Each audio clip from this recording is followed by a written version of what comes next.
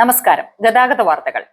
Public private partnership അടിസ്ഥാനത്തിൽ കേരളത്തിൽ ആദ്യമായി തുടങ്ങുന്ന ഓട്ടോമേറ്റഡ് ടെസ്റ്റിംഗ് സ്റ്റേഷന്റെ ഉദ്ഘാടനം ഗതാഗത മന്ത്രി CP ജോൺ നിർവഹിച്ചു. കൊല്ലം പൂയപ്പള്ളിയിൽ തുടങ്ങുന്ന ഈ സംരംഭത്തിന്റെ ഉദ്ഘാടന കർമ്മത്തിൽ Chathannur MLA Sree BB Gopakumar, transport commissioner Nagaraju Chakalam IPS, മറ്റു ജനപ്രതിനിധികൾ എന്നിവർ പങ്കെടുത്തു.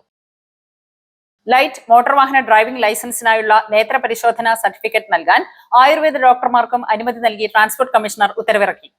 കേരള ആരോഗ്യ സർവകലാശാലയുടെ PG diploma in ophthalmology Ayurveda course വിജയകരമായി പൂർത്തിയാക്കിയ ആയുർവേദ ഡോക്ടർമാർ നൽകുന്ന നേത്ര പരിശോധനാ സർട്ടിഫിക്കറ്റുകൾ കാറ്റഗറി 1 LMV ഡ്രൈവിംഗ് ലൈസൻസിനായി ഇനി മുതൽ അംഗീകരിക്കും.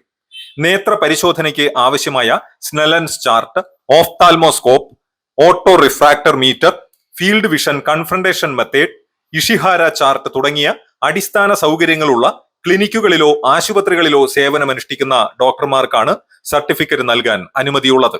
അപകടമുണ്ടാക്കിയ വാഹനത്തിന്റെ ഡ്രൈവർക്ക് സാധുവായ ഡ്രൈവിംഗ് ലൈസൻസ് ഇല്ലെങ്കിൽ ഇൻഷുറൻസ് കമ്പനിക്ക് നഷ്ടപരിഹാരം നൽകാൻ ബാധ്യതയില്ലെന്ന് സുപ്രീം കോടതി വിധിച്ചു. 2009 ഡൽഹിയിലുണ്ടായ വാഹനാപകട കേസിലാണ് സുപ്രീം കോടതിയുടെ ഈ നിർണായക വിധി.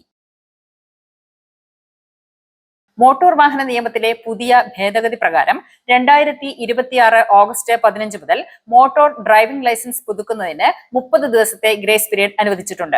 അതായത് ഡ്രൈവിംഗ് ലൈസൻസ് കാലാവധി തീർന്നു കഴിഞ്ഞാൽ 30 ദിവസം വരെ നിങ്ങൾക്ക് ആ ലൈസൻസിന് കാലാവധി ഉണ്ടായിരിക്കുന്നതാണ് എന്നാണ് ഭേദഗതിയിലൂടെ വന്നിട്ടുള്ളത്. ലൈസൻസ് പുതുക്കാൻ മറക്കുന്ന ഒരുപാട് ആളുകൾക്ക് ഗുണം ചെയ്യുന്ന ഒരു ഭേദഗതിയാണ്. മറ്റൊരു പ്രധാന ഭേദഗതി, ഈ നിലവിൽ ഡ്രൈവിംഗ് ലൈസൻസ് പുതുക്കുന്നത് ഒരു വർഷത്തിനകം, തീരുന്നതിന് ഒരു വർഷത്തിന് മുൻപ് വരെ നമുക്ക് പുതുക്കാമായിരുന്നു. എന്നാൽ അങ്ങനെ പുതുക്കുന്ന സമയത്ത് ഡ്രൈവിംഗ് ലൈസൻസിന്റെ കാലാവധി ആരംഭിക്കുന്നത് എപ്പോഴാണോ ആ ഡ്രൈവിംഗ് ലൈസൻസ് അപ്രൂവ് ചെയ്യുന്നത് ആ ഡേറ്റ് മുതലായിരുന്നു.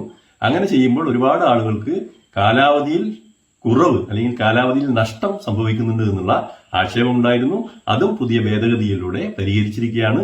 ആഗസ്റ്റ് 15 മുതൽ നിങ്ങൾ റിന്യൂവലിന് വേണ്ടി കൊടുക്കുന്ന ലൈസൻസ് എപ്പോഴാണോ ഡ്രൈവിംഗ് ലൈസൻസിന്റെ കാലാവധി തീരുന്നത് അന്ന് മുതൽ റിന്യൂ ചെയ്ത് നൽകുന്നതാണ്. ഒരു വർഷത്തിനകം നിങ്ങൾ പുതുക്കിയാലും നിങ്ങളുടെ കാലാവധിക്ക് കോട്ടം തട്ടാതെ അവസാന കാലാവധി തീയതി മുതൽ പുതുക്കി നൽകുന്ന ഭേദഗതിയും കൂടി ആഗസ്റ്റ് മാസം 15 മുതൽ വരികയാണ്.